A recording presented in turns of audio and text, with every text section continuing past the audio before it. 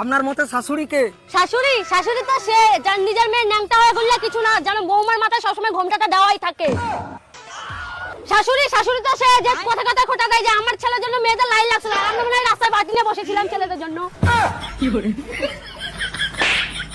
শাশুড়ি তো সে যে কথায় কথায় বলে আমি আমার ছেলেকে কত কষ্ট করে বড় করেছি, আর আমার মা তো আমাকে মিশো থেকে অর্ডার করেছে। শাশুড়ি তো সে তার জামাই যদি তার মেয়েকে ভালোবাসে তাহলে সেটা রামলীলা, আর তার ছেলে যদি তার বৌমাকে ভালোবাসে তাহলে সেটা কালা জাদু।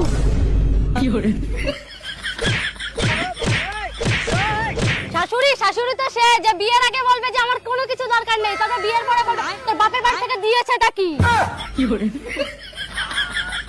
এত কিছুর পরে হালো কাবলাটা বলে যে শাশুড়িকে মায়ের চোখে দেখবে।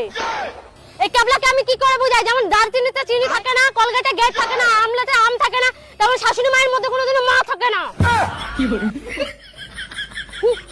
তোর ঘর তোরাই ঝবে, তোকে কইলি প্রেম করে বিয়ে করতে না, তোরাই ঝবে, আরো প্রেম করে বিয়ে কর, হবে আই তোর।